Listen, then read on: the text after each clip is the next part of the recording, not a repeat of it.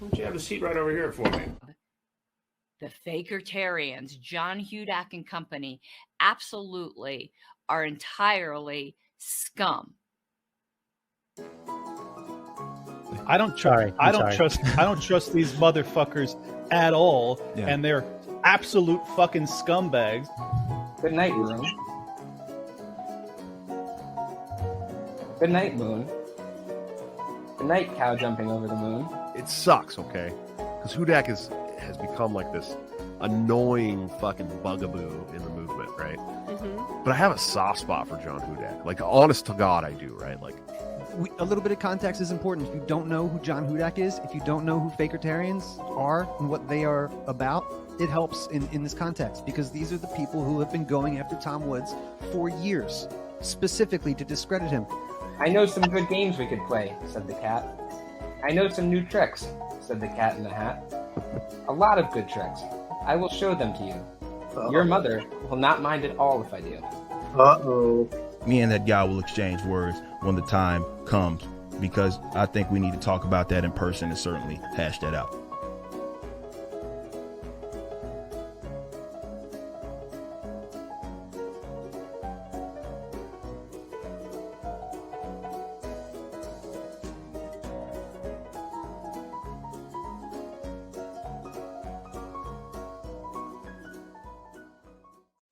Hey everyone, and welcome to episode 54 of the Fakertarians podcast. I'm your host, John Hudak, along with Jeremy Kantorowicz, Archie Flower, and our tech guy. So we're actually back for another episode again. I know we were talking about we were going to be here like 2 weeks ago, but at least we got back. So it's the thought that counts. So we're going to be talking a bit about the McArdle papers, as they're called again today.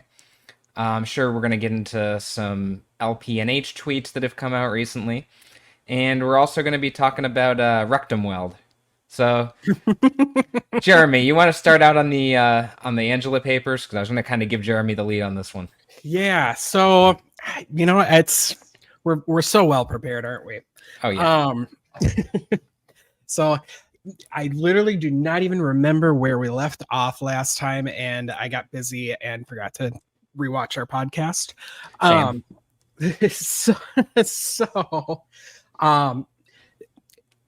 There was a few, I mean, I guess, yeah, we can just kind of wrap it up and kind of just throw some things out there that happened. I mean, we can tie in the whole thing going on with Angela's boyfriend or father of her child or whatever you want to call it, because that's gotten even more relevant recently. Right, yeah, because that was one of the because that was actually one of the things in this little memo that was written.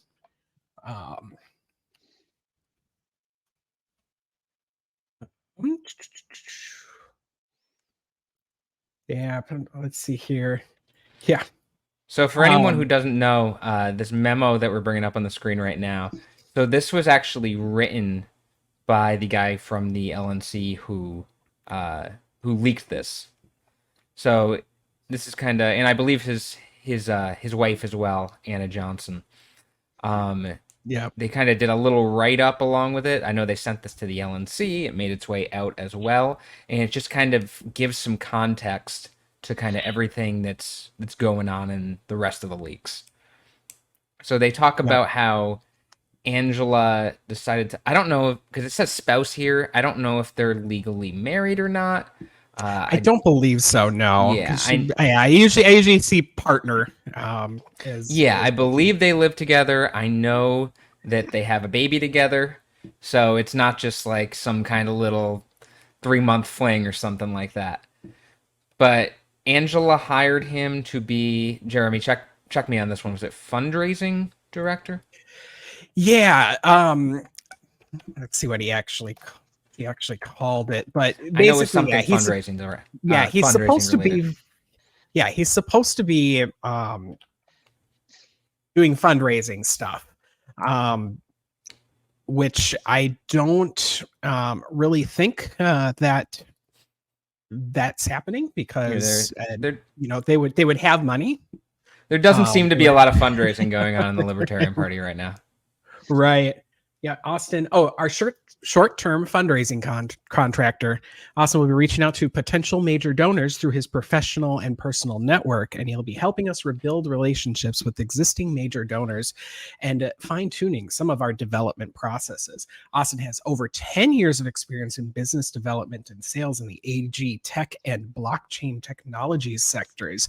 These are areas we are ripe to expand our network. Because So what you're saying, agricultural tech is definitely a huge, but crypto whales too.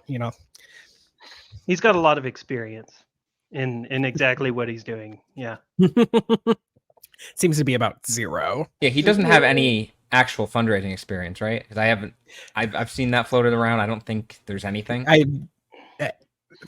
Yeah, based on just cursory search, LinkedIn, looking at what he's done. I mean, even by Angie's own admission here, it doesn't really say that he has fundraising experience. Yeah, you would think she'd be like talking him up and kind of talking about the best of his relevant experience, and not really seeing any there. Right. And yep. And so when he was hired, he was announced August 9th. When he was hired, I did some digging backwards and noticed the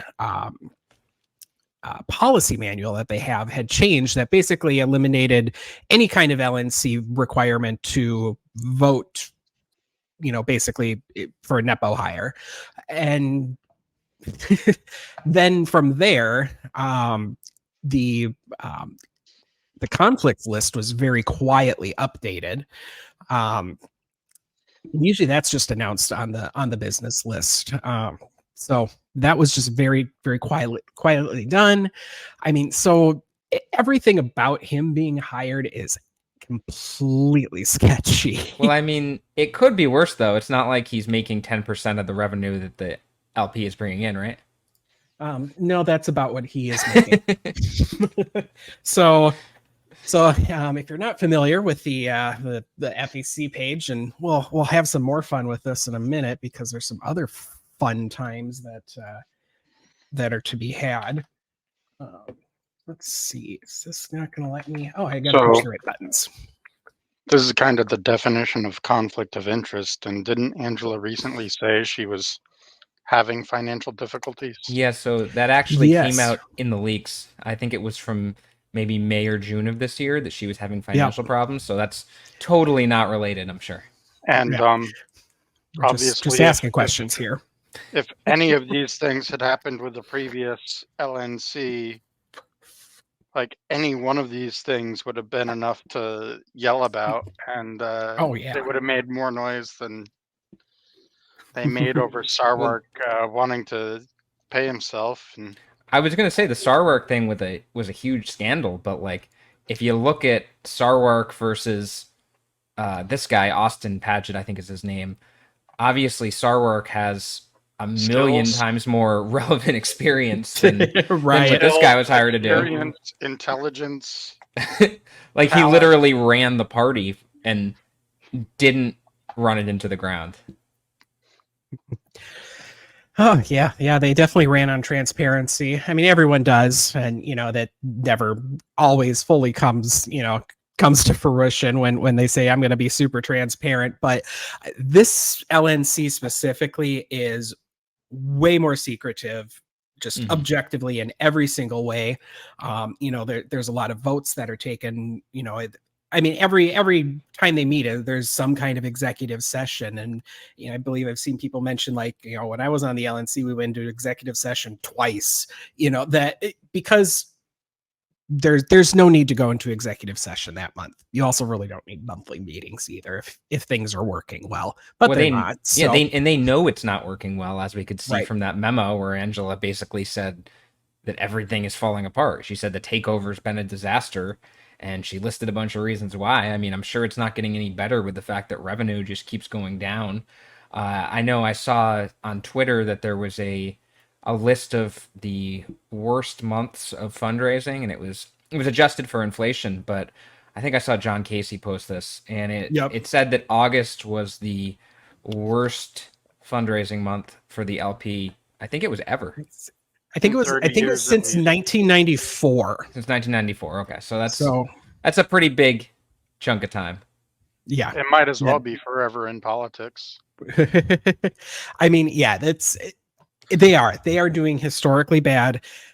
They're not getting any new members. They're not getting any additional revenue. When you go through when we go through this here, every single like donation is, almost all of them are not first time donors. So it's basically like they're just letting credit cards run, and that's it. That's about it. And, possibly some people that feel inspired to donate for whatever reason. The fake ass conservatorship thing that they made some noise about and we haven't heard anything about since. The lawsuit that yeah, there's the Michigan lawsuit. Michigan. Yeah. Well, there's all those. For the Michigan lawsuit, they had to make a tweet about IP over it. So. Oh, that was great. Yeah. That was great. Yeah, we'll get to that too.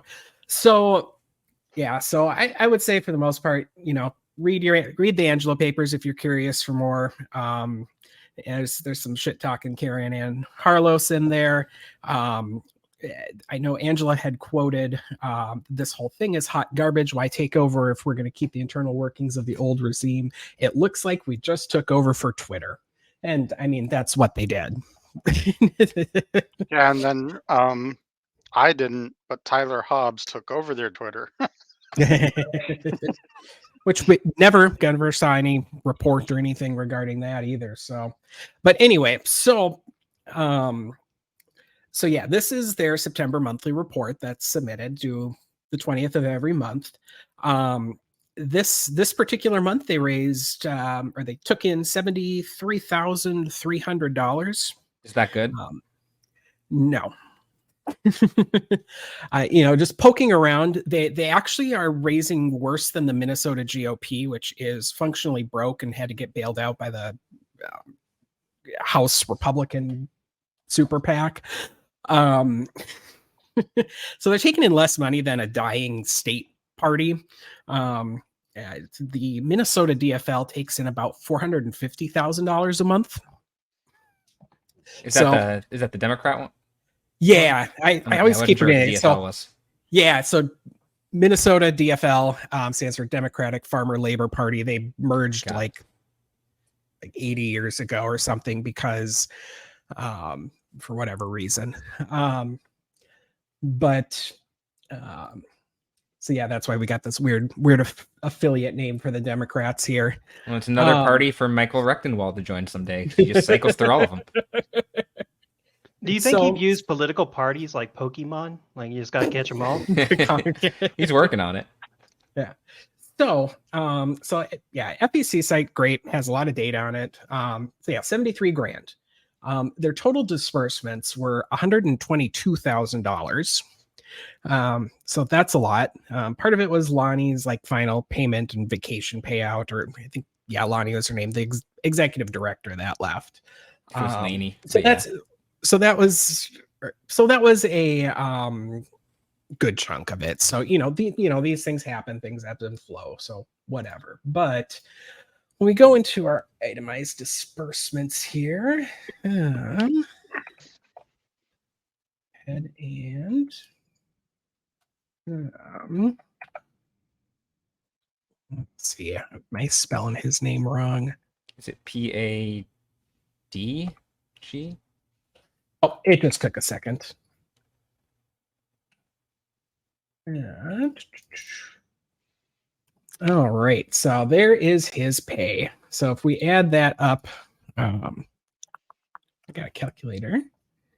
We can look at that and go 100 plus 3240, and that's 6840.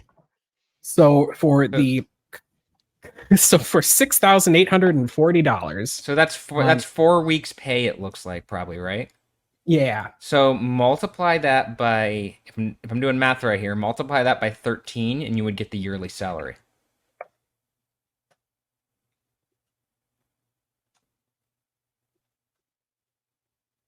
$88,000.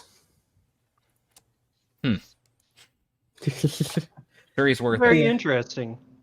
Yeah, so 88 grand annualized, and now I'm not sure if this is just flat pay. So actually, what leads me to believe that this is like a 1099 and not a net pay is the even amounts. Oh yeah, I think right. about it. So he's likely collecting this on a 1099. But in his month here with the LP, how much did he help raise?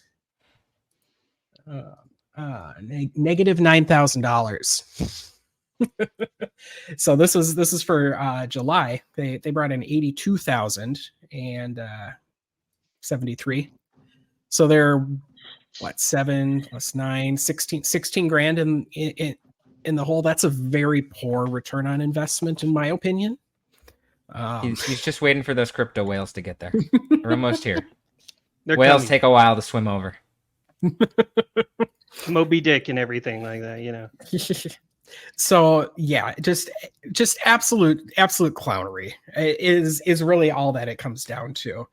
I wonder what the going rate is for an entry level. I don't know if there's a such thing as like an entry level fundraising director, because you would think a fundraiser would usually have some level of experience before, but like it'd be interesting to look into it what the previous person in charge of fundraising was paid and see if it's on par with that or see if it's more than that, because I can't see why he should be paid as much as someone who at least has some level of experience, other than the fact that he lives with the chair.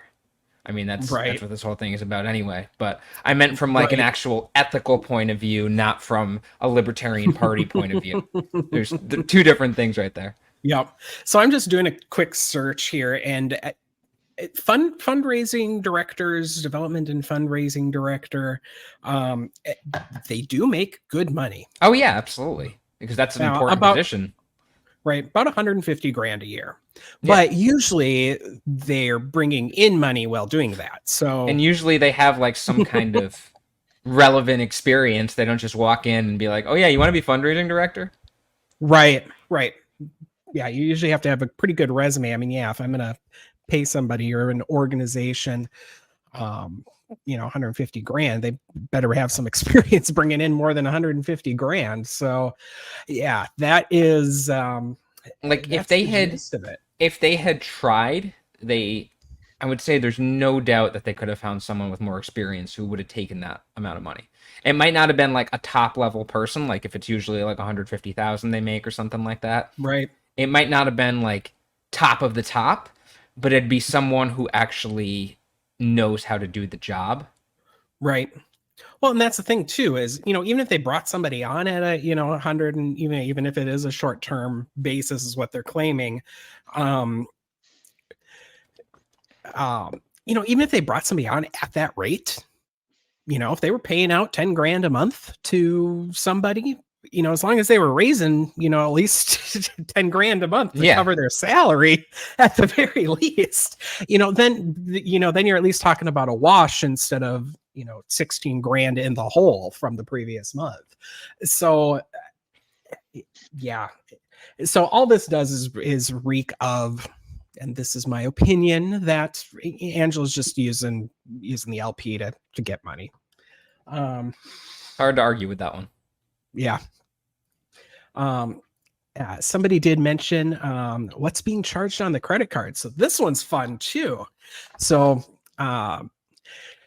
it actually kind of just clicked with me the other day because I had been noticing this. So the way that you report to the FEC is it's not easy. And they don't really make it that easy. You usually can call somebody and they'll be fairly helpful, but just reading through their documentations and requirements and how to, it takes a little work. But when you look at disbursements, there are, you'll usually see some things like this.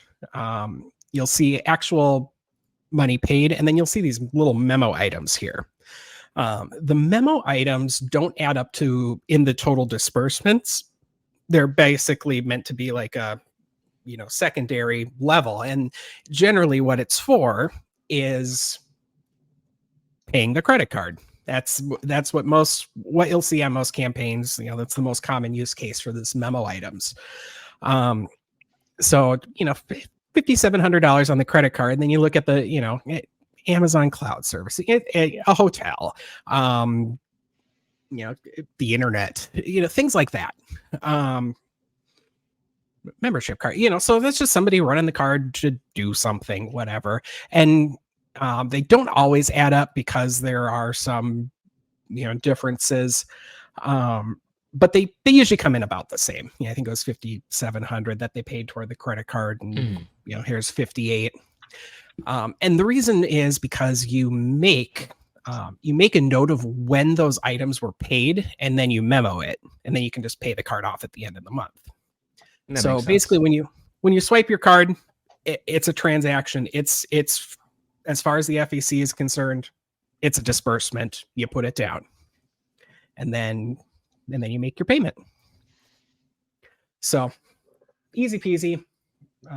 Once that finally clicked for me, I started digging because I had been noticing that they are reporting a debt and obligation of their credit card. That has never happened before that I could find at all. So this is the first time, I believe it was the June report, that we have a balance toward the credit card. Maybe it was not. Oh, it was in June, so it was July's report. That's it.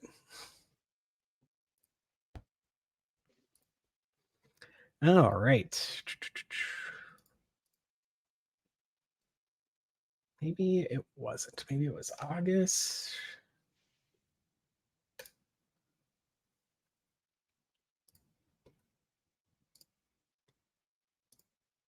There we go. Here's our debts and obligations. So yeah, they got $3,400 on the card here that they owe. They got almost 11 grand here. And then we go into September, and they're still there.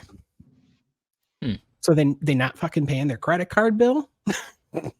But this is $38,240 that they say that they owe to the credit card. And 10 grand, $3,400, and about 5 grand is what I found credit card charges hovered at every month. $23,000. What the hell did they buy? So what did they buy? The honest answer, we have no idea. The reason for that being is they have not been memoing things. So no memo whatsoever. That's great. And then well, is it better or worse to memo off hookers and coke? I suggest calling that a plane ticket. That's not accounting or election advice. So, but yeah, they paid, but they did pay the Visa a total of $280, and that's it. Which probably would be about the minimum payment on 10 grand. They probably should have just took in the fundraising director's money and put it towards the credit card. Probably. Mm-hmm. So they stopped paying the credit card. But the thing is, as I mentioned earlier, you memo things the day they're paid. Yeah, that's the day you put it down, you put it in. That's when the disbursement was made. They have completely stopped doing this for June, July, August. Just completely stopped, and that coincides. That coincides with the lack of financial reports. The lack of membership reports. So they just released the June financials, and then they said, "Oh, we're just putting the finishing touches on July and making sure it's all right." Honestly, based on Angela, the last DC meeting saying, they basically check the bank account a few times a day. That's basically, they're just accounting by vibes. Honestly, I don't necessarily trust what they're putting out there. I wouldn't, because they don't know how much is going in or going out enough to make a little report. That report is not that complicated. And so yeah, they haven't for July yet. They haven't for, I suppose for August, it technically wouldn't be due yet. It's due in 7 days, but they haven't put out a membership report for the last few months. It just absolute So I mean, hot mess. It sounds like everything is going absolutely terribly, but there have to be some good things coming out too, right? Like they definitely picked a presidential candidate that's really going to galvanize the base and galvanize the party. Really exciting, long-time libertarian who has great positions and is really going to get them their money, right? Yes. What is it? Dr. Michael Rechtenwald. So let's talk about him a little bit. Okay. So I have some. Well, God, where do I even start with this guy? So let's talk about. And I think you probably know this one better than I do on this specific aspect. And if you don't have it memorized, we'll talk about it another time. But I know the reason he came to fame is that he was a professor at NYU. He made I think it was originally an anonymous Twitter account called like the Anti-Woke Prof or something like that. Yeah. This was around the 2016 election or so. Yep. And his identity eventually came out. I think he willingly disclosed it. And he was like, it was the general kind of complain about the woke people, that kind of thing. And he made it seem like he was forced out at NYU. But I know NYU released their email exchanges back and forth. So, Jeremy, do you want to touch on that? Yeah. So, so he came to fame by, being the anti-woke professor, and he claimed he was a Marxist or whatever. I've seen no actual evidence of that. Everyone that goes on Tucker Carlson thinks anything, to the left of hunting homeless for sport is Marxism. So he donated to Hillary Clinton. I was about to say he donated to Hillary. That's right. Donated to Hillary in 2008. You can look that up on the FEC site. Famous, Marxist icon Hillary Clinton. So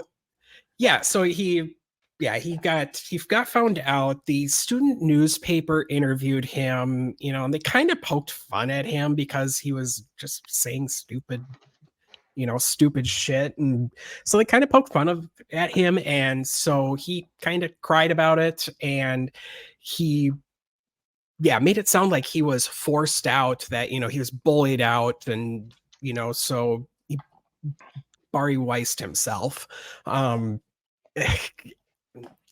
He said he quit and because of the bullying and whatnot, but NYU ended up releasing his emails and their email exchange. He had asked for a leave of absence.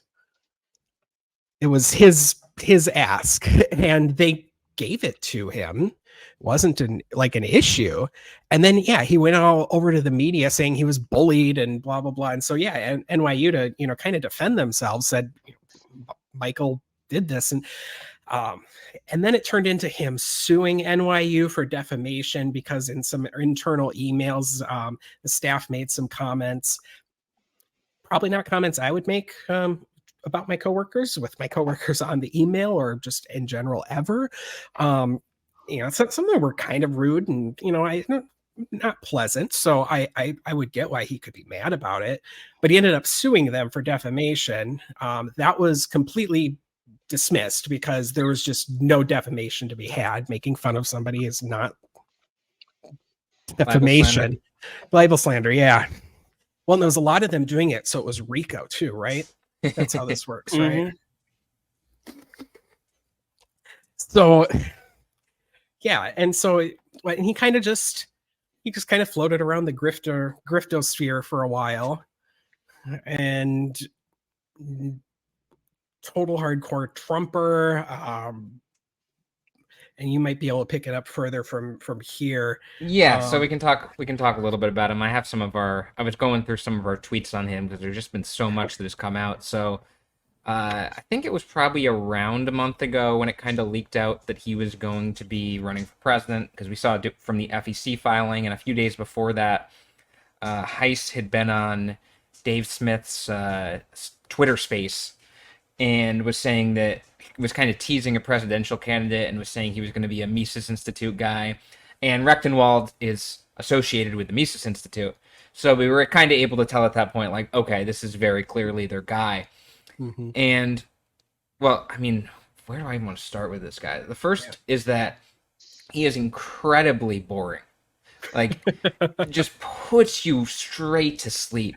Just, I don't know, it's vocal inflection, just the way he carries himself, the way he talks. It's just, I've been trying to listen to some of his stuff. It's hard. It's like I mean, it's hard enough to actually have to listen to this content. Like, I watch, for a lot of the Fakertarian stuff, I've had to watch a lot of different podcasts and stuff that I wouldn't otherwise be watching.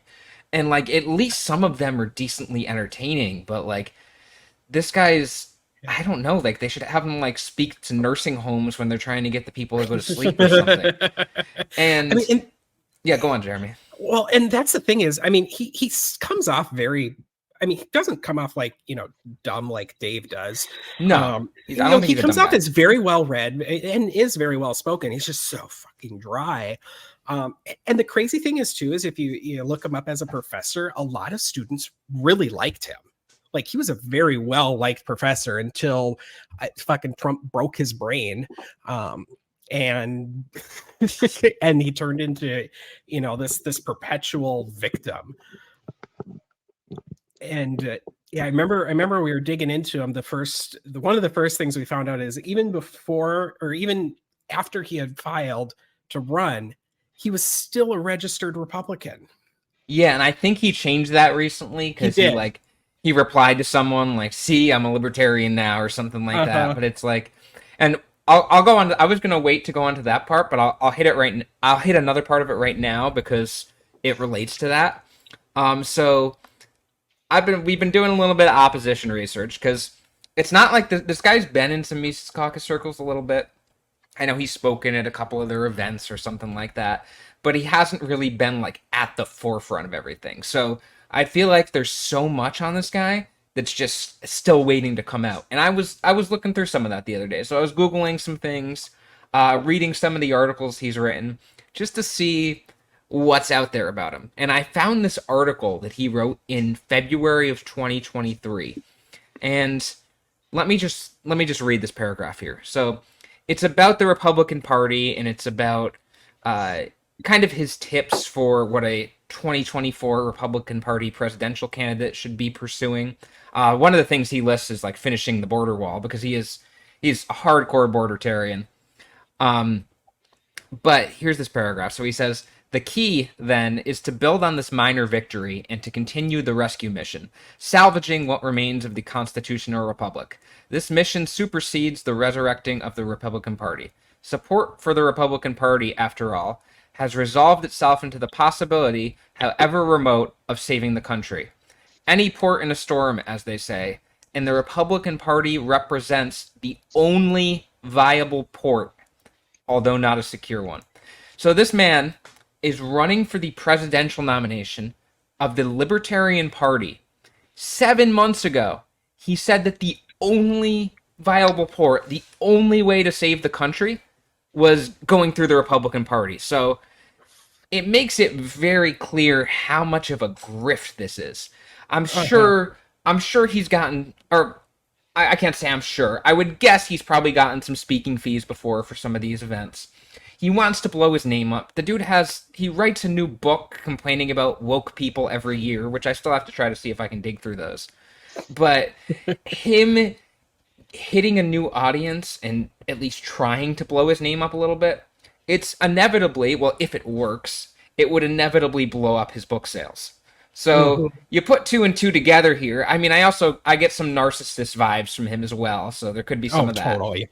But it's kind of like, how when you look at the Angela and the fundraising director situation, you can kind of tell that there's something sketchy going on where this is kind of a money thing. Like, you can tell that this run is kind of a money thing. Like I said, there's so many different things to hit on here. I mean, even when I was talking about the border wall thing, he was arguing with someone about immigration maybe a month ago. This was like right after he announced his candidacy. And as there usually are when you're arguing with Mises Caucus people, there was some anonymous account replying to someone who is pro-immigration in the conversation. And I'm paraphrasing here, but he said something like, "You'll regret being for immigrant." Not, and to be clear, Rechtenwald didn't say this. It was the random anonymous Mises Caucus, not necessarily Mises Caucus, but random anonymous account. And the account said to that pro-immigration person something like, "You'll regret this when your lily white daughter gets raped," or something like that. That's right. Yeah, and then Rechtenwald liked that tweet. And he eventually unliked it, like, within the next day after we called him out on it. But at first he was trying to defend it. And he was saying, like, well, I'm just trying to say that there are unintended consequences to letting in criminals or something like that. And I think I responded to him with something like, is it your intention to say that immigrants frequently rape white women or something like that? And he just didn't respond to that one. Yeah. and just his Twitter presence is so weird because he posts things and deletes them when he gets caught all the time. And it ends up being this really weird web that is just super confusing because he apparently got that original anti-woke professor account suspended. He then apparently took over another account that was literally called Trumpeting Trump. And he claims he took it over. And then he also had, and that's his current main account. And then he also had this one account that he claimed was a backup account, and it literally said backup account, and then it changed when we called him out on it. It said backup account, and whoever was running this account, it said in like June of this year that they were voting for Trump. They replied to like some post about Trump, like, me too, like, I'm voting for Trump. And so we highlighted that, quote tweeted it, and then it said backup account for Michael Rechtenwald. We get blocked. The profile picture on the account changes. The description of the account changes from backup account to fan account. And fan account implies that there's no actual association. So it's not even just that it's not him, but that, like, I'm just a fan of him. I don't work for him. I don't work for him. But from what I've actually gathered now, I can't say whether that was his account or not, like whether he was actually the one who tweeted from June that he was voting for Trump. I would not be surprised because, as we'll talk about soon, the man has donated to a Republican PAC 53 times since October of 2019. But at the very least, that account is run in part by his assistant, Lori. So it is not a fan account. At the very least, it's like his right-hand woman running this and talking about all this Trump stuff, because I know she helps run his website that looks like it was started on GeoCities. I don't even remember what it was called. It's just like CLG News. Yeah, it looks like it's from like 1998. And that's the thing of this CLG News site. It's just another part of this weird ass Twitter presence, because the CLG News site like goes and chases anybody giving him criticism and, you know, basically replying to defend his honor or whatever. I don't even know. It's just absolutely ridiculous, to the point where we were talking to the point where I thought this Lori Price person wasn't even real. I mean, I don't know. Do we know that she's real? I can't remember what sparked it and said, okay, yeah, she is real. Okay. Can't remember what it was off the top of my head, but I mean, I literally at one point was like, I think this just might be part of this web of, telling stories and, being this victim that he had to like literally invent a new person it's to like help that with that. It's like that meme that's like, that wasn't me, that was Patricia. Yeah. That wasn't me, that was Lori. Yep. And yeah, it's just so weird, and you can't even like keep it all straight, and it's all so weird, and he's so boring.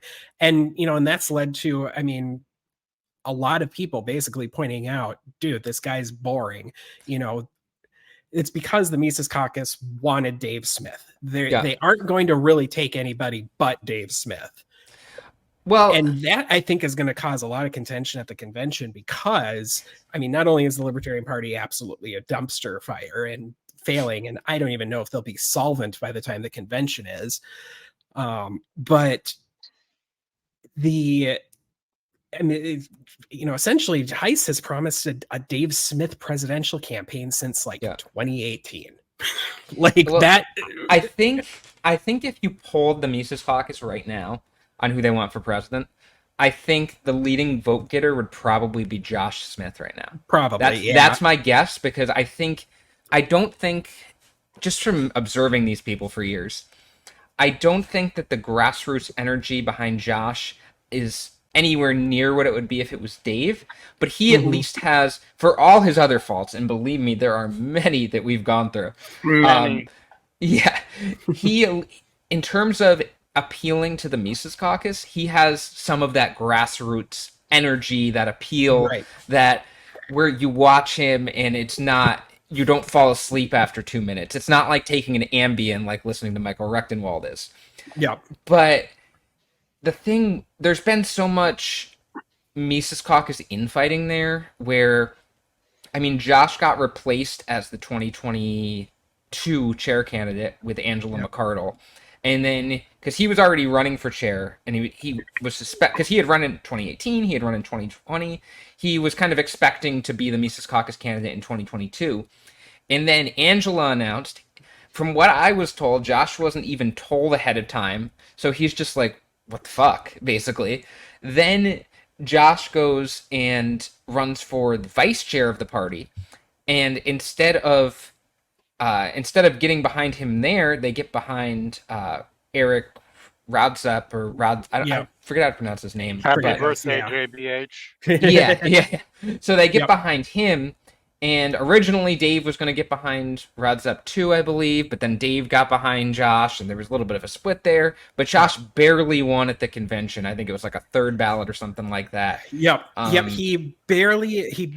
It was Josh. Yeah, that was the last one, I think, and it was, I think, between Josh and Noda at that point. Yeah, it was. So what I'm trying to... And the only reason he won was because the people that were there to kind of oppose the takeover just said, fuck it. Yep.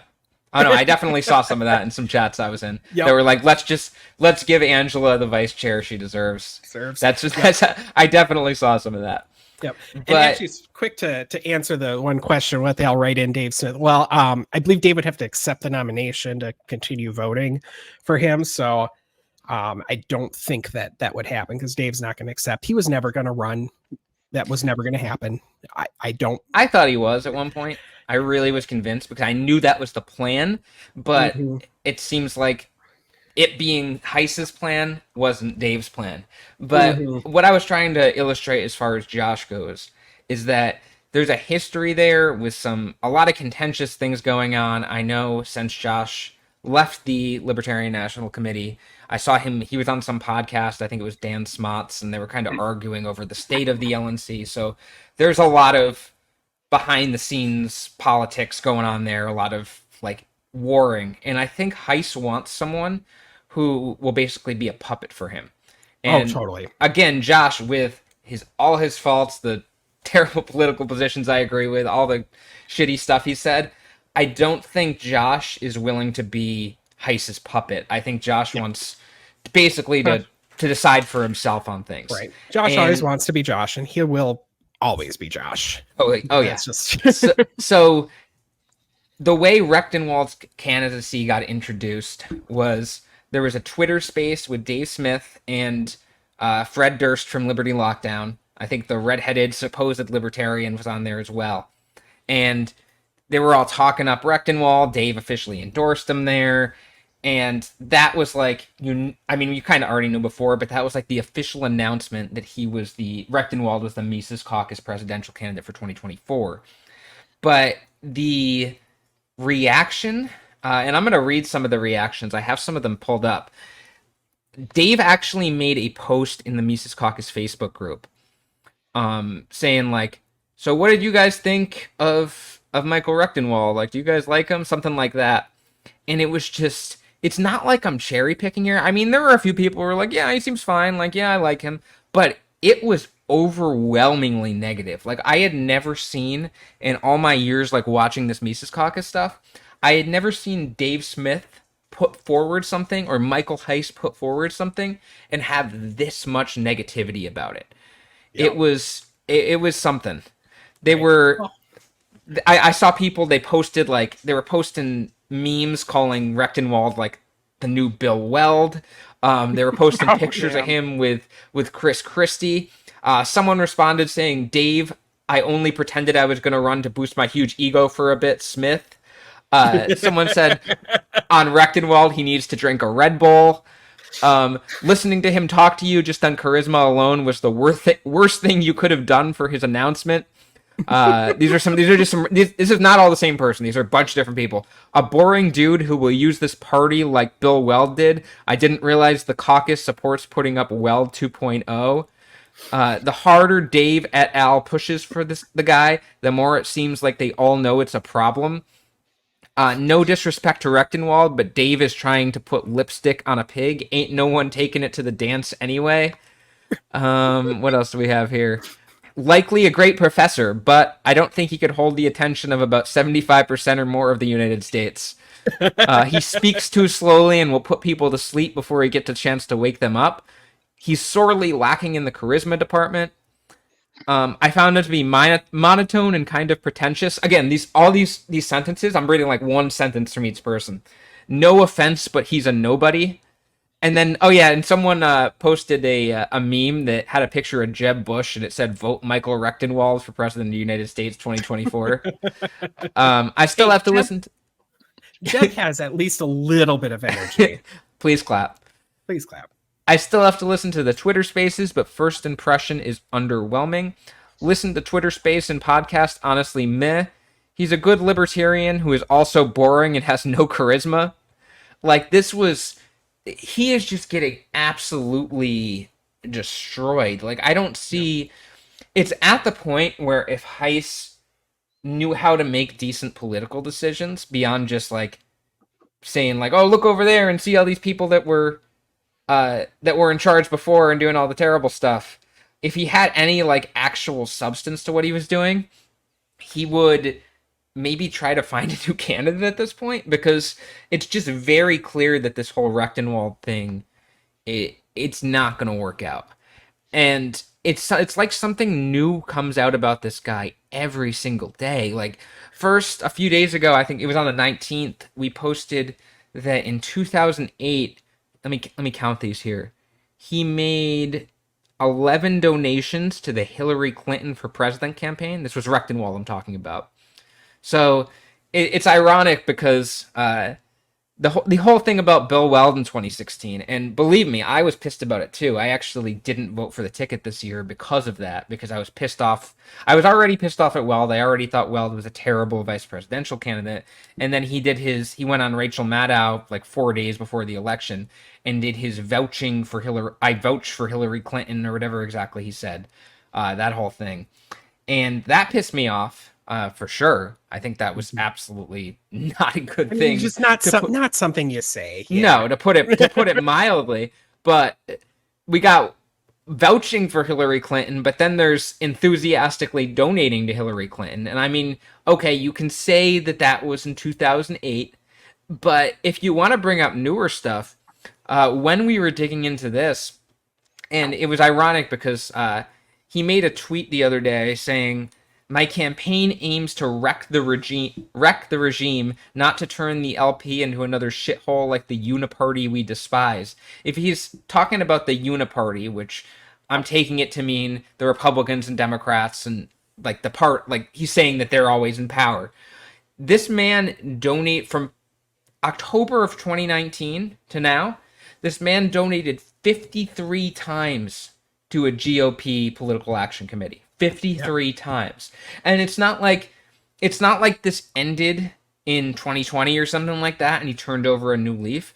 The most recent donation was June of this year.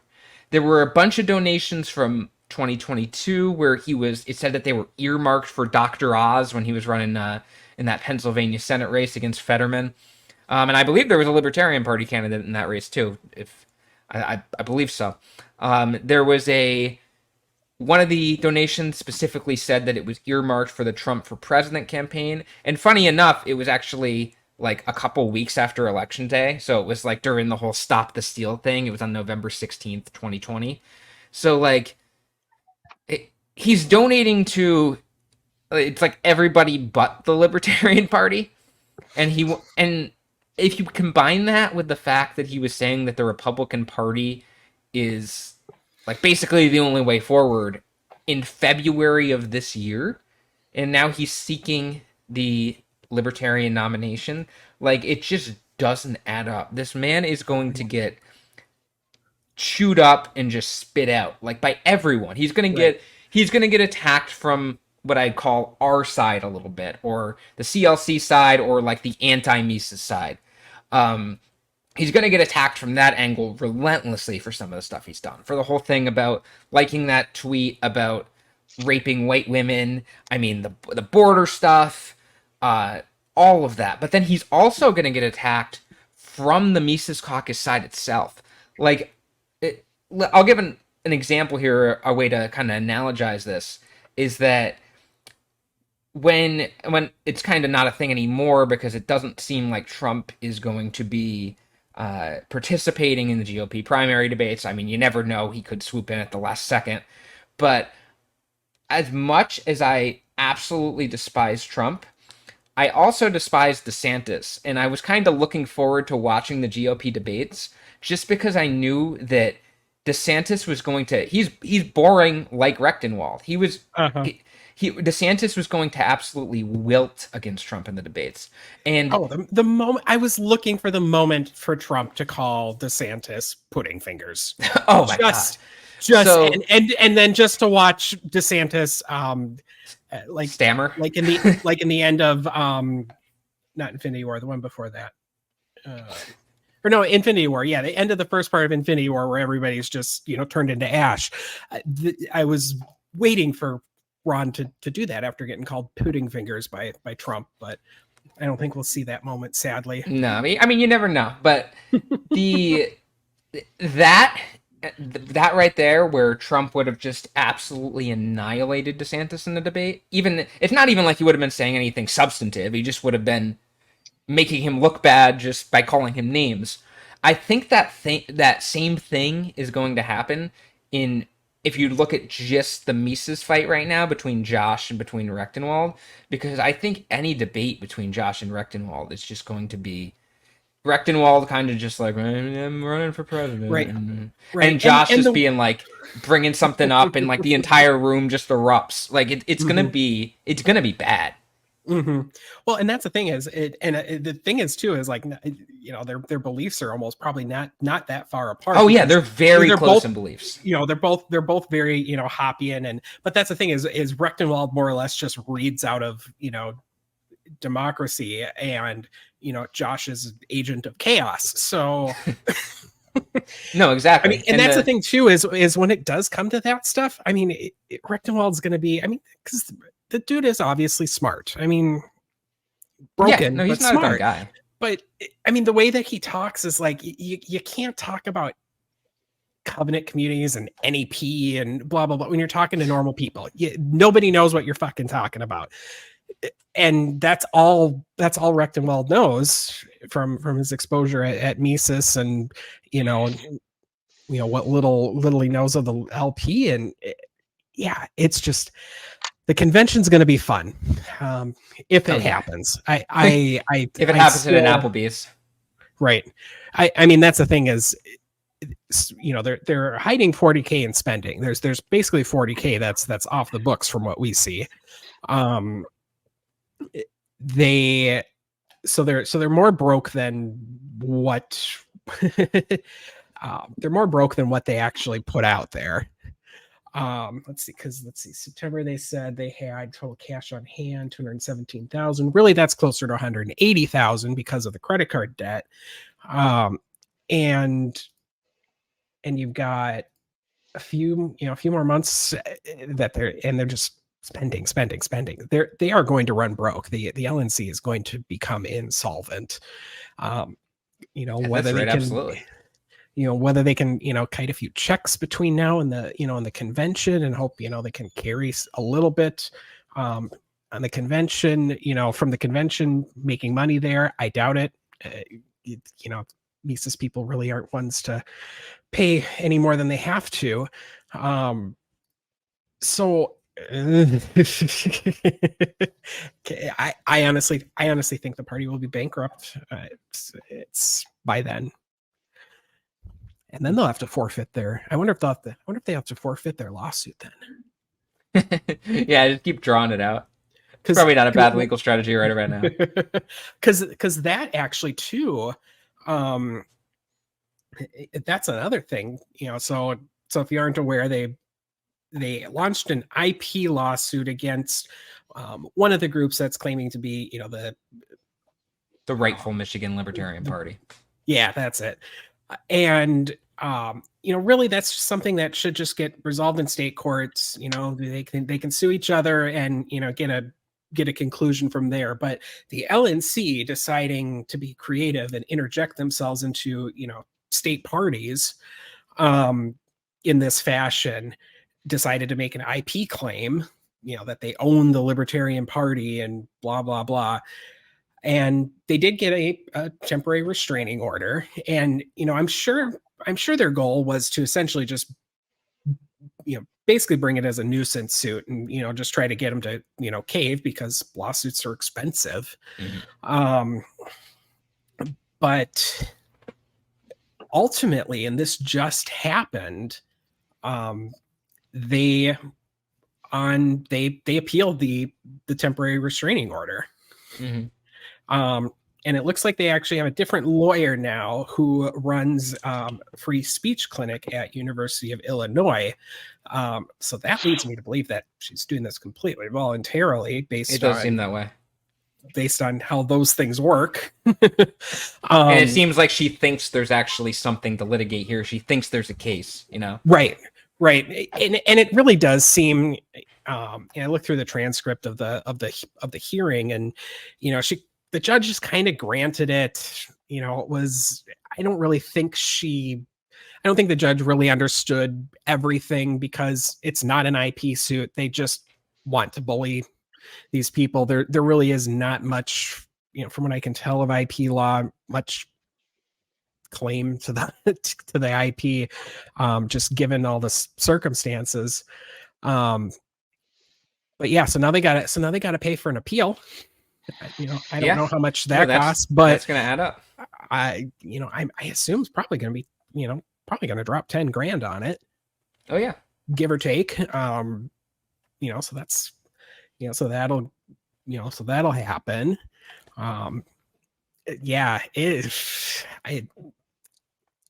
The clown car is going to crash at some point.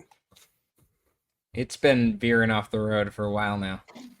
It's still going through trees off in the woods. Just like a cartoon where it goes off the highway and it's just like it keeps knocking over trees as it keeps going through the forest.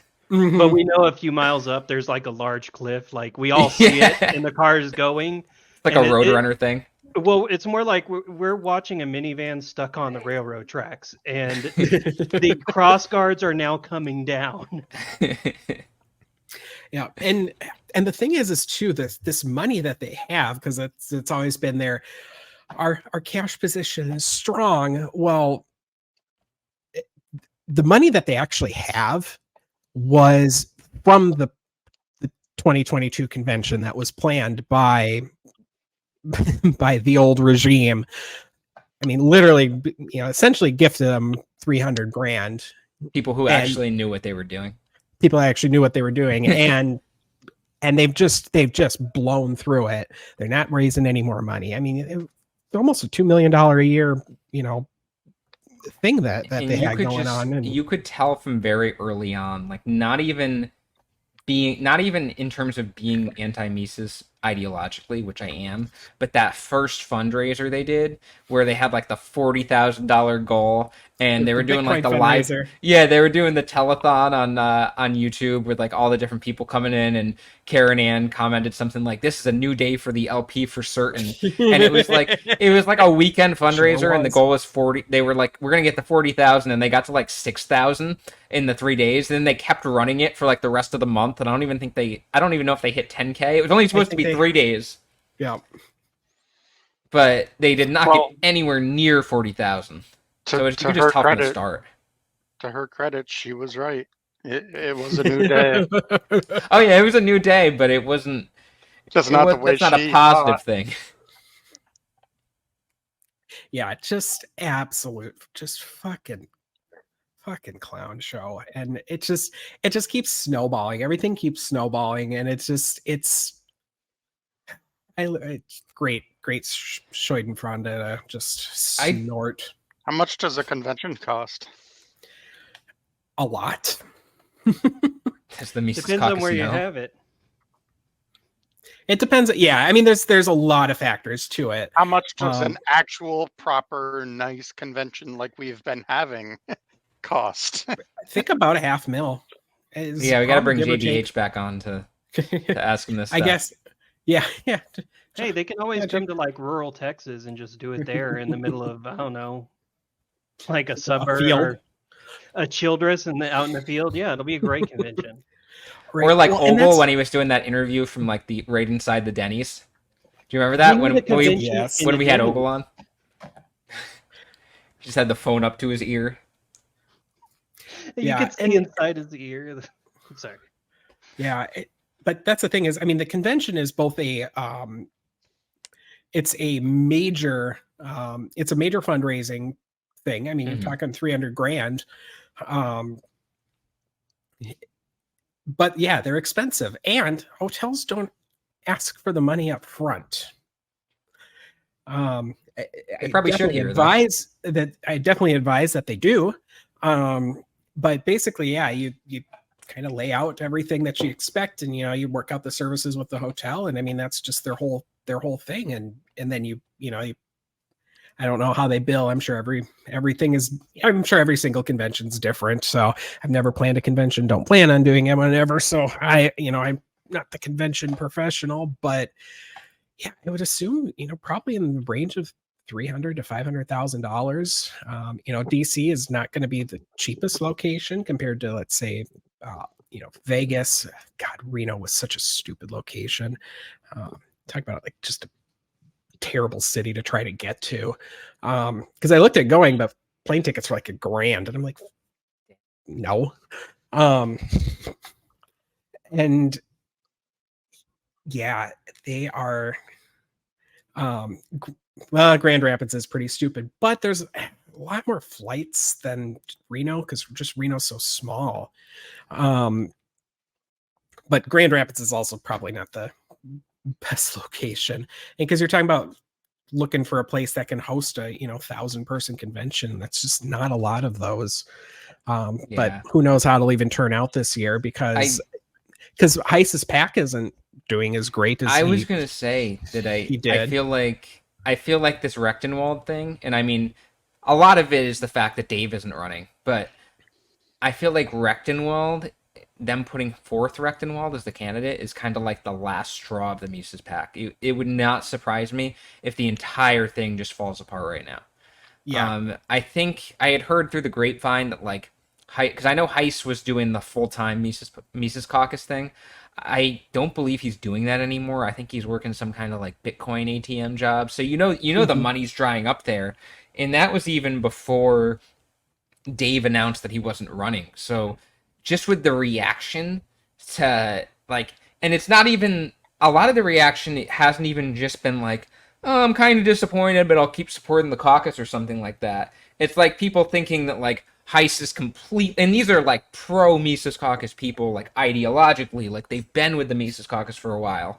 They're thinking that Heiss is just totally in over his head, totally incompetent, and a lot of them just want nothing to do with it anymore.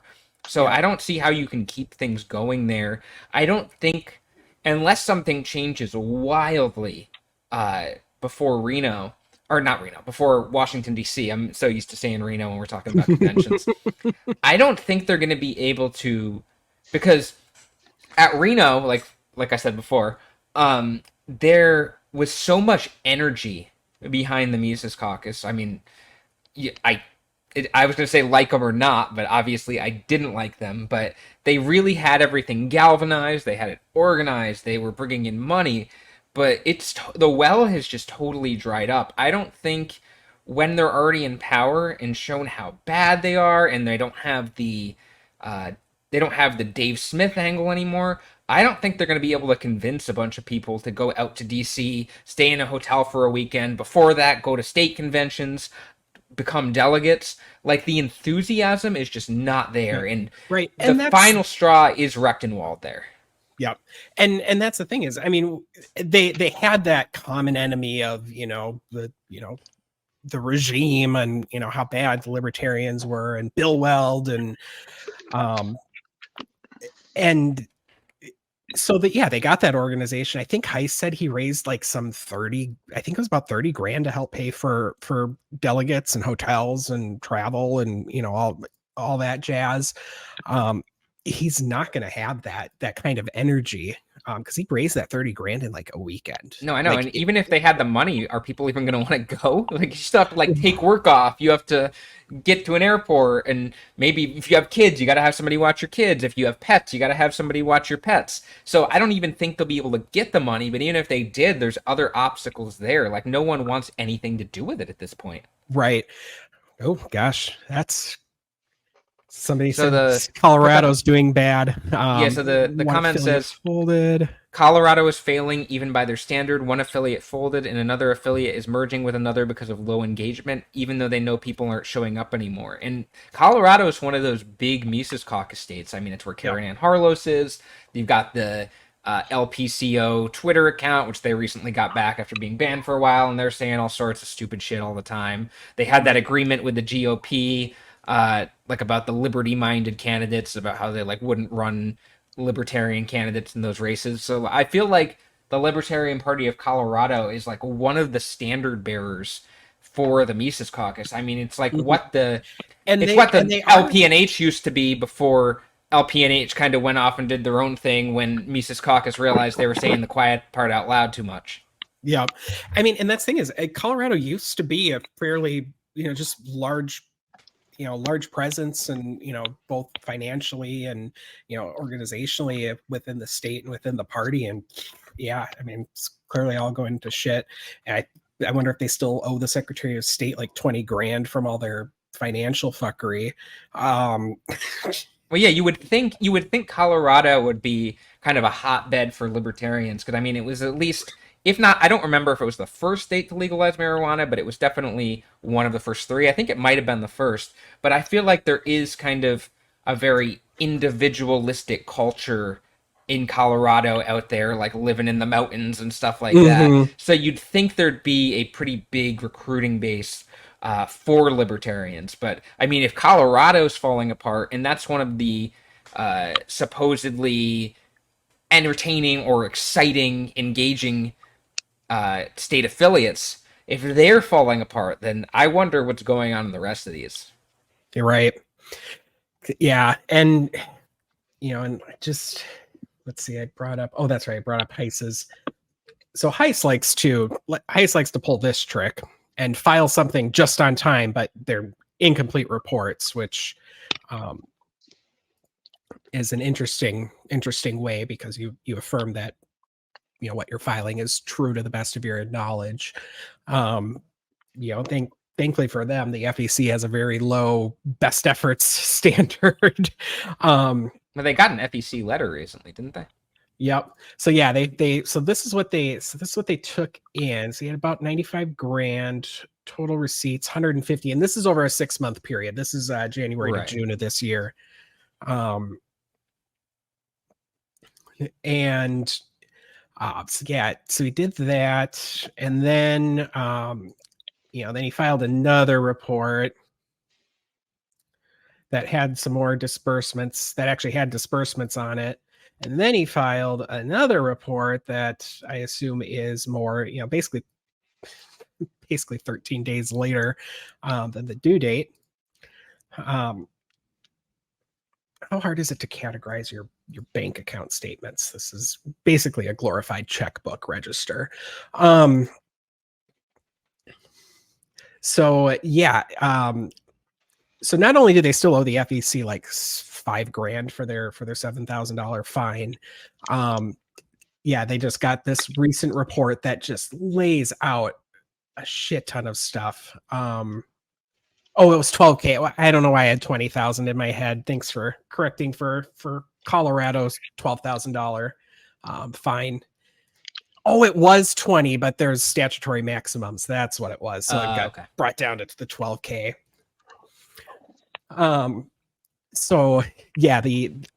The beginning cash balance of the report filed does not equal the ending cash balance of your amended. You got to explain why you told us you didn't spend any money and then said you did. Let's see here. Increase in receipts. That's right, because I pointed this out to you guys when this first got refiled, and the receipts changed around because of something. Just you don't want this letter.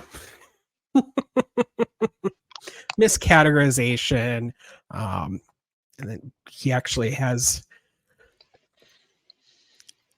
Oops, not that one. This one's actually my most fun, and this is not the first time that Heise has done this.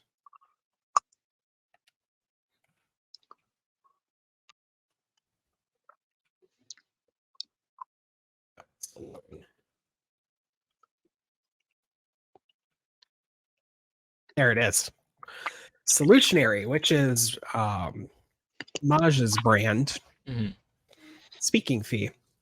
Except I don't think Maj lives in Nebraska. So did they just fuck that up? Like, what's going on there?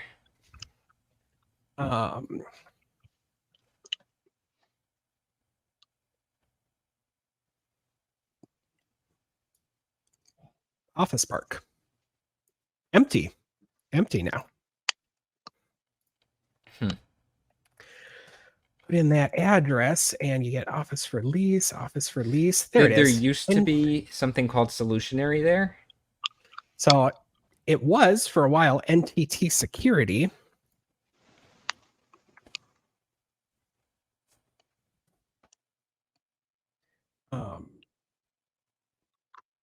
And there it is. NTT completes acquisition of Solutionary in 2013. So do you think there's something nefarious going on there? Or do you think they're just so incompetent that they Googled the address for Solutionary, thinking they were talking about donating to Maj, and we're like, oh yeah, here it is? Because I could totally see either one of those being the case. Oh, totally. Yep. So this isn't the first time. And so, it says speaking fee. Weird thing to do for an IT firm. But this came up last year too. And this was when Mises PAC sponsored something at one of Maj's events, like a table or something. And it's questionable how that money was spent as a PAC. You can only spend it in certain ways. You get a lot of ways to spend it, but just showing up at a random conference isn't necessarily one of those ways, because it has to be election activity. It gets complicated, but so I'm willing to bet incompetence, but I also can ask. I also have a few questions to ask about it, and if you just stuck with that, I don't know. But there is a point when your incompetence stops just being incompetence, and it becomes malicious at some point. And that's definitely where they're at right now. But yeah, I mean, so you're putting down addresses to empty buildings, and but yeah, so his money's drying at what, 150 grand over 6 months. That's 25,000 a month. Heist is pulling in some 50 grand a month a year ago. Yeah, no, it's the whole thing's going to shit. And I was just going through our Twitter feed just now, and I wanted to get when I was talking about that tweet that Rechtenwald had liked and then kind of tried to defend, and then he unliked it. He tried to defend it, saying like there's consequences to like criminals coming over the border or something. I have the actual tweet that he liked. It was from someone named Happy Death Squad on Twitter, and the tweet was, "Your lily white daughter is going to get raped one of these days by these feral migrants." And Rechtenwald liked that. Then he tried to defend it by saying that there's criminals coming over the border. And then I said something like, "Is it your contention that immigrants are feral migrants who are going to rape white women?" And he ignored that one. And then he eventually unliked the tweet. But it was actually worse. The real version of it was actually worse than what I described before. So I just wanted to get that in there.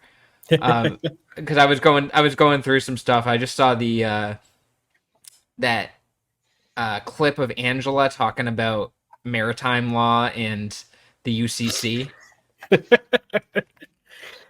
Oh gosh, yeah. That one was pretty funny. Yeah, that was pretty good. Just absolute fucking clown car. And I did want to mention that if anyone's wanting photographic evidence of a lot of this Michael Rechtenwald stuff, you can pretty much either find it probably best on our Reddit, as it's easier to find, or some of it's on our Twitter. I basically keep a record of most of these things. Yeah, no, it's all there. The Reddit's a good spot for it. But the Reddit's a really good spot for kind of finding things, because Twitter kind of does suck. But yeah, I honestly, this fell apart a lot faster than I thought it would. Yeah. Totally. And in ways that I never dreamed. Oh yeah. No, I thought they'd be incompetent, and I thought they'd like way overestimate their vote totals and like how good of a candidate Dave would be and all that stuff.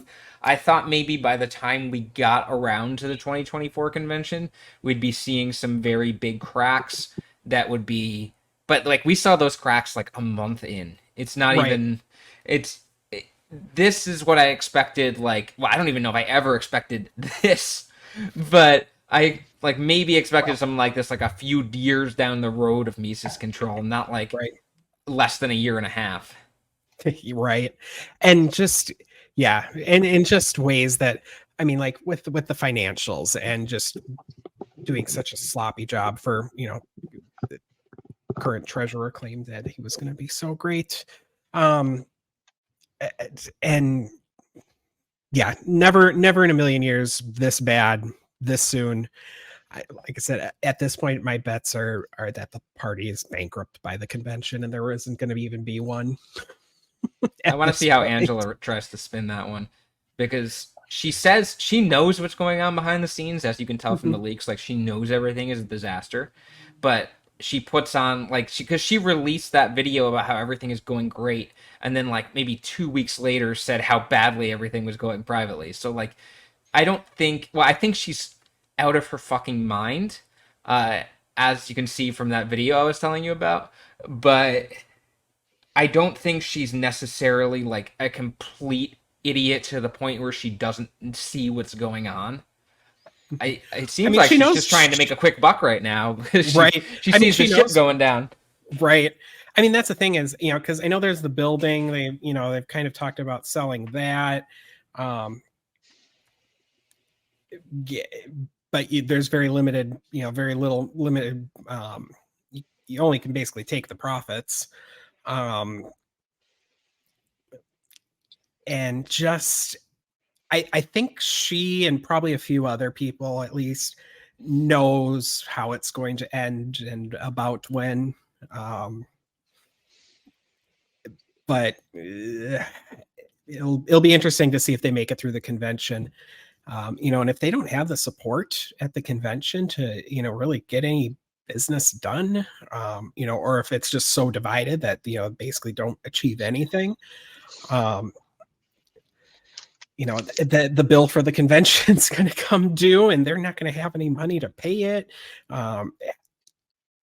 It's going to be an interesting one to watch. That's for sure. And I'm curious to see what happens. I'm curious to see first if Angela runs for re-election for chair in general, and second, if she does run, whether Heiss is going to get behind her or whether Heiss is going to be like, she's not doing well, and he's going to throw his support behind someone else and like a Hail Mary attempt to see if they can fix this, because I could see Heiss changing direction. I mean, he changed direction with Josh before, so yeah, he's gonna bring in Gary Johnson.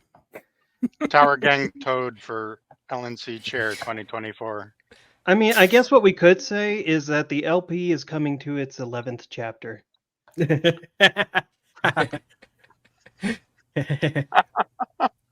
Oh. Not wrong. All right. Do we have anything else? That's a pretty good joke. I did want to cover that LPNH tweet that I just thought was super. Oh yeah. You told me about that before. Just super awful. Do you have that pulled up? Yeah, I'm pulling it up here. Let me get that. Yep. While you do that, I think I'm gonna respond to this one here. So yeah, Rechtenwald is terrible. Generally curious to know how many MC people are pissed about the Nepo hire. I'll be honest, and I don't think a lot of people in the Mises Caucus understand or care. I think it's a lot of don't understand. Well, I think there's some.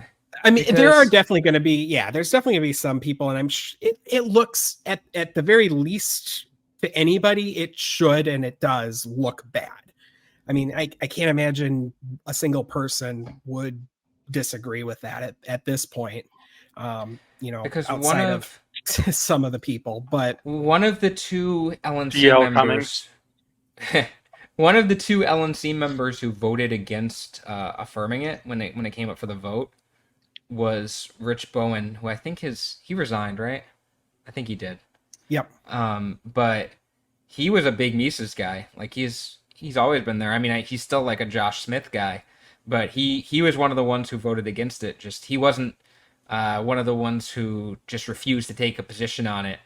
He actually went against it. So there has to be some kind of contingent in the Mises Caucus that, just with how they're disagreeing so much with Rechtenwald, I bet a lot of those same people are also having disagreements about the Angela hire, at least at this point, because there's definitely cracks in that cult-like way of thinking before. Before it was, they kind of just agreed with everything coming out of there. They'd always try to rationalize it. And I mean, there's still people that do that. There's still the Dave Caseys of the world who are just always going to line up behind Michael Heiss. But I really think since the Mises Caucus started, and I've obviously followed it since the beginning, this is the biggest appearance of cracks in the cult-like mentality that I've seen. Yeah. So yeah, it's so what LPNH is doing here is here's the photo. It's a teacher wearing, having pride stuff. If you don't agree with that, fine. And all this teacher is doing, I don't know how they identify, but is wearing a trans flag as a makeshift dress. It's not even like a real dress. They're wearing pants. Yeah, there are pants under it. You can see the pants. This picture just seems so posed and fake and it's almost all too ridiculous. I don't know what the situation behind it is, but it is definitely just almost looks purposefully outrageous for probably just the reason of looking purposely outrageous, but I could see it being real, or I could see it being like some kind of setup. Yeah, I could.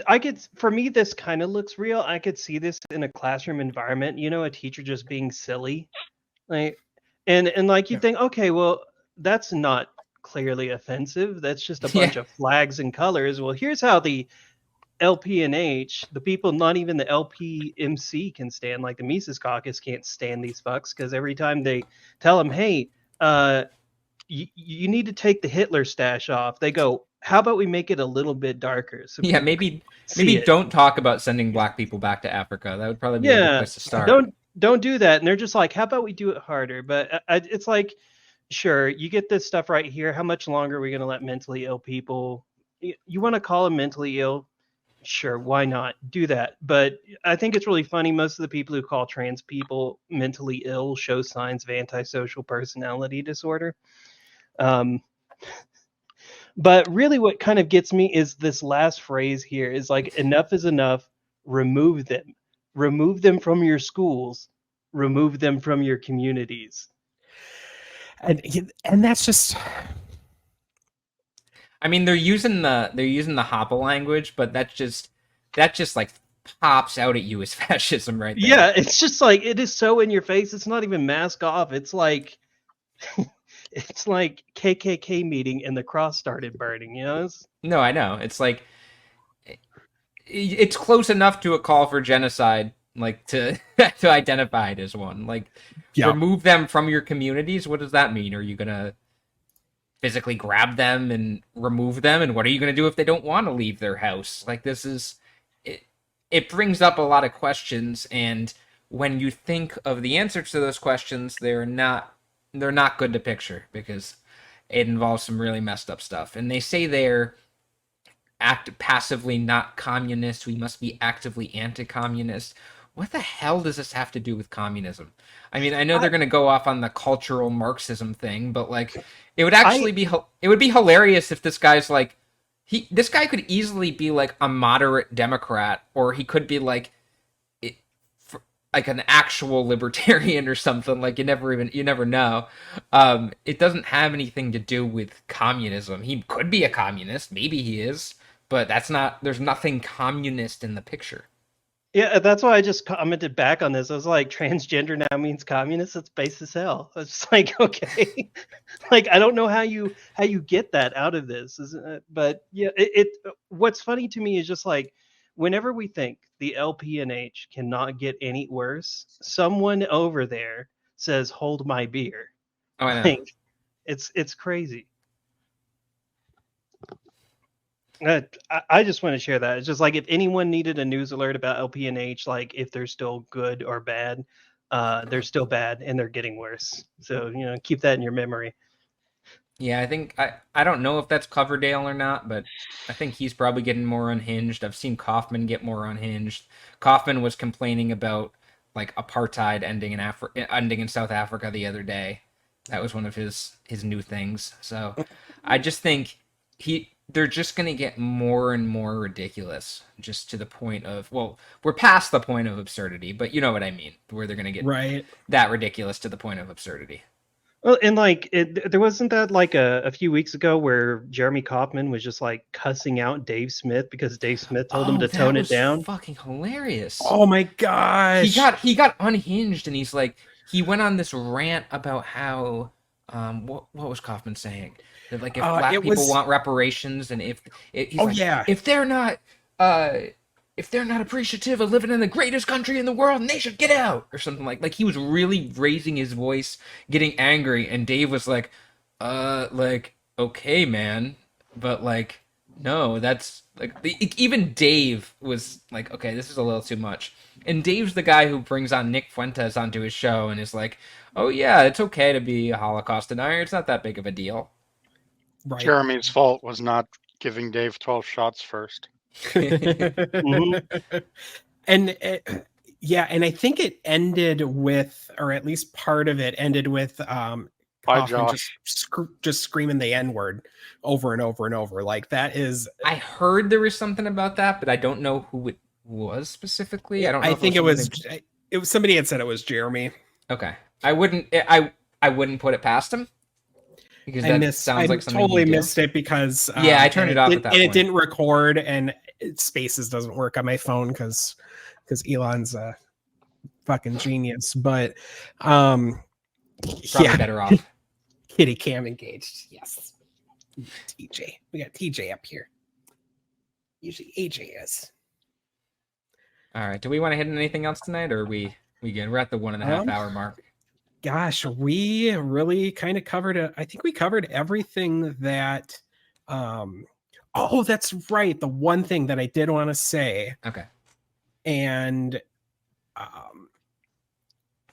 at least Rechtenwald has not whipped his dick out for kids, or who he thought was kids, which is usually the type that Mises kind of, tends to nominate for things, or, take their, war updates from people that do those kinds of things. But so let's look at the bright side. I guess under this circumstance, I got to hand it to them for that. Is Rechtenwald has not, at least to anybody's knowledge, whipped out his pud for people. So the baby steps, I guess. Good news. Rechtenwald is not a pedophile. I didn't know if we could do it, but we've finally done it. So, but other than that, no, I think we're good for the night. All right. Anyone else have anything they want to say, or do you want me to wrap it up? I think we can wrap it up, at least for me. Archie, did you have anything? No, I think we covered enough ground. Sounds good. So thanks to everyone for watching again. We're going to try to do these a little more often than we've been doing them. I know it's this is our second in 4-month span or something like that. Yeah, at least. Yeah. But we'll try to hit these a little bit more, see if we can get some of this stuff going, because I feel like things are really going to ramp up in the time going towards the convention right here. So thanks everybody for watching, and instead of saying we'll see you again in 2 weeks, we will see you soon.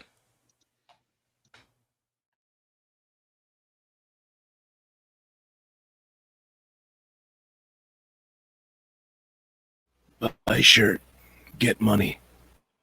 No, other way. We get money. You send money, we get shirt.